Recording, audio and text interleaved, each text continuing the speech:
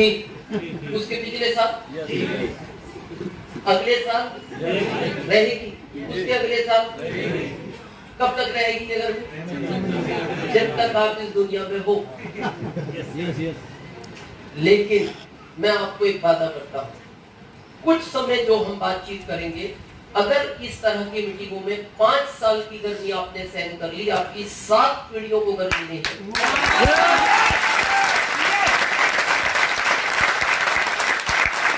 पता है क्यों?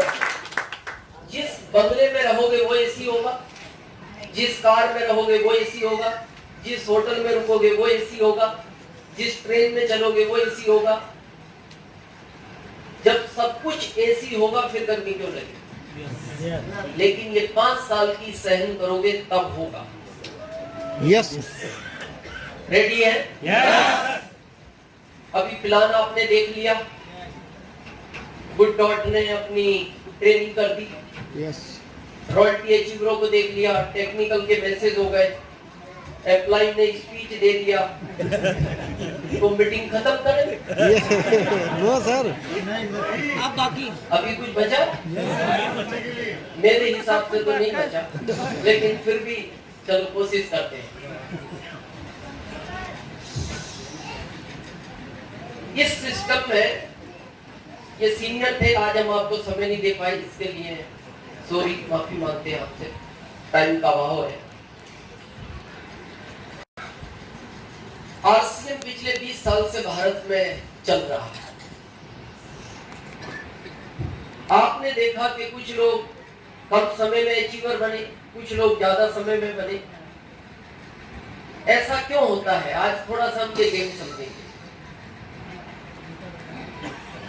एक क्लास जब चलती है, आप सब लोग पढ़े होंगे अपनी लाइफ में, तो 20, 25, 30, 35 लड़के क्लास में होते हैं, एक टीचर पढ़ाने वाला होता है। ऐसे ही होता था? yes. उसी क्लास में बैठने वाला एक दो लड़का आईएएस ऑफिसर बन गया, ज्यादातर बच्चे स्टेशन पर कुली बन गए। मैं आपसे एक प्रश्न का उत्तर पूछना चाहता हूँ, इसमें टीचर की गलती थी? नहीं, उसने सेम पढ़ाया था सबको। अब ये समझने वाले के ऊपर डिपेंड था, सुनने वाले के ऊपर डिपेंड था। आरसीएम की मीटिंग में हम हर बार आते हैं, कई साल से आ रहे हैं और कई साल और आएंगे, मैं जानता हूँ। कुछ लोग यहाँ जल्दी रॉयल्टी बनते हैं, अभी किसी ने बताया टेक्निकल भी जल्दी बनते हैं, कुछ नहीं बनते। इसका कारण समझे आज क्या है? क्यों नहीं बनते कुछ लोग जल्दी? समझे कारण? इसी तरह का एक क्लास चल रहा था, एक टीचर क्लास में आए और बच्चों को बोलते, बच्चों एक प्रश्न का उत्तर दो। बच्चों ने कहा पूछिए सर। बोले सत्य और ब्रह्म में क्या अंतर है? सत्य और ब्रह्म में क्या अंतर है? एक लड़के ने हाथ खड़ा किया, बोले सर मैं बताऊं? बोले बताओ। बोले आप पढ़ा रहे हो ये सत्य है, और हम पढ़ रहे हैं ये आपका।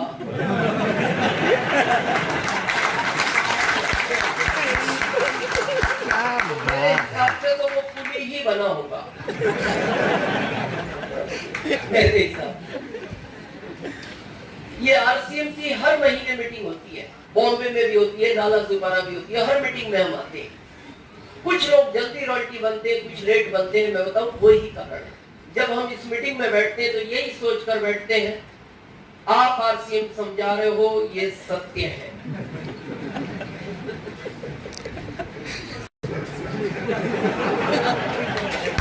और हम आरसीएम समझ रहे हैं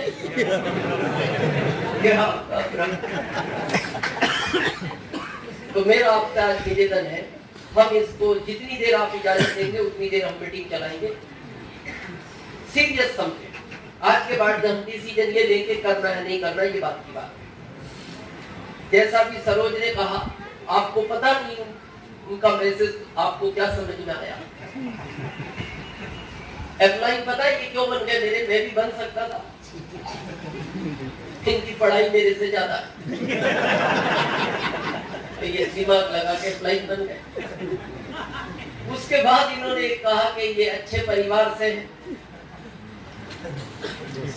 तो बीच में कई बार सोचा क्या डिसीजन लिया जाए, अब आप पता नहीं क्या समझे।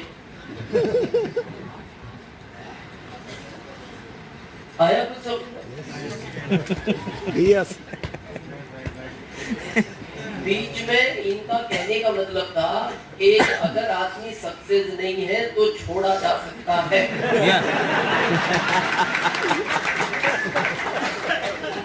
अब ये आप ध्यान से समझ, अगर आप चाहते हो जिंदगी भर यही पत्नी साथ रहे तो सक्सेस जरूरी है, बहुत जरूरी है। वो क्यों है उसकी बात हम और आगे करेंगे। मेरा नाम दिनेश चौधरी और हम यूपी मुरादाबाद, जैसा सरोज ने कहा, रियल में इसको कहने में कोई तकलीफ नहीं है कि ये अच्छे परिवार से थे। उस समय घर वाले शादी फाइनल करते थे, वो पिताजी को पता होगा उन्होंने क्यों डिसीजन लिया। लेकिन जब मेरी शादी फाइनल हुई तो उस समय इनके पास कार हुआ करती थी उस जमाने में, इसको कोई डाउट नहीं है। ये भाई ये इधर से क्या साउंड आया? ये खिड़की बंद करो यार बेटा, बेटा नहीं नहीं ऐसा नहीं कर, इधर का भी बंद करो, उधर का भी कर दो, बंद कर, इधर का प्लीज कर दो। ओके, तो उस समय हमारे पास साइकिल हुआ करती थी, तो मैं थोड़ा सा उदास रहता था। तो मेरे दोस्त बोलते थे यार उदास क्यों रहता है? मैंने कहा यार परिवार बहुत ज्यादा पावरफुल है, 4 साले हैं, सब हेल्थी है। तो उसने मेरे को पता क्या कहा, इसमें उदास नहीं होना चाहिए, खुश रहना चाहिए, क्योंकि मजबूत ससुराल में है। तो बोले काम आती है टाइम पे, टाइम पे काम आती है कि जब उनको लगता है कि इनकी प्रोग्रेस ज्यादा नहीं तो हेल्प करते हैं, तो फिर मैं खुश रहने लगा। ये तो बड़े होने के बाद पता लगा कि ससुराल काम तो आती है, लेकिन वो दोनों तरफ काम आती है। अगर उनकी बहन सुखी रहे तब भी वो बराबर काम करते हैं, और दुखी रहे तब भी वो बराबर काम करते हैं। मेरे को आज भी याद है, उस समय एसटीडी पीसीओ हुआ करते थे, जब हम रात को बात करने जाते तो चार्ज कम लगता था। तो मेरे जो बड़े साले जी हैं, अब वो उस परिवार में सबसे बड़े हैं, ये सरोज छोटी है सबसे, तो वो पूछते थे सरोज बेटा कैसे हो? तो ये बोलते थे बस ठीक है भैया। तो आवाज से पता लग गया आदमी को। वो बोलते थे तेरी आवाज से तो ऐसा नहीं लगता ठीक। नहीं नहीं सब ठीक ही है। तो वो बोलते थे दिनेश कहाँ है? तो मैं इशारा कर देता था, बताना नहीं मैं पास में हूं। अभी वो मेरे से पूछेंगे ये इसकी आवाज ऐसी क्यों है? तो ये मेरे को बड़ा होने के बाद समझ में पड़ा, ससुराल दोनों तरफ काम करती है, और इसीलिए तभी से मैं न्यूट्रिशन फुल खाता हूँ। भाई आदमी किसी को मार नहीं सकता, तो उसके हाथ तो नहीं आना चाहिए, स्पीड तो इतनी हो, हाँ भागना तो पड़ेगा, नहीं मार नहीं सकता तो हाथ तो नहीं आना चाहिए। तो ये सिलसिला चलता रहा, और आप जैसा जानते हैं मेरी एजुकेशन के बारे में वो योग था, नहीं पढ़ पाए, जो भी गॉड का प्लानिंग हो। और 95 में हम एमपी आ गए, 2075 में कृषि उपज मंडी में जॉब किया, और उसी समय 26 जुलाई 2002 को आरसीएम की किसी ने इसी तरह की मीटिंग में चर्चा की। उसको सुनने के बाद उसी दिन डिसीजन लिया इस कॉन्सेप्ट को करना चाहिए, क्योंकि मेरा एक मानना है किसी भी चीज के बारे में अगर नॉलेज नहीं हो कंप्लीट तो उसके बारे में कभी भी कमेंट्स नहीं करने चाहिए। क्योंकि अभी लोगों को इसका नॉलेज नहीं है और फिर भी लोग इसके बारे में बहुत उल्टे सीधे कमेंट्स करते हैं। अरे ये क्या है, क्यों आया भारत में, कौन इसको भारत में लाया, कब से दुनिया में काम करता है, कैसे लोग इसको करते हैं, पहले ये समझ तो होनी चाहिए हमें।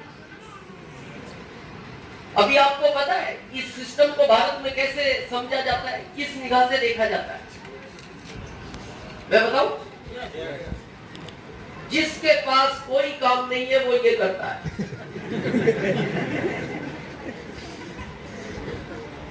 जिसकी परिवार में इज्जत नहीं है वो इस काम को करता है।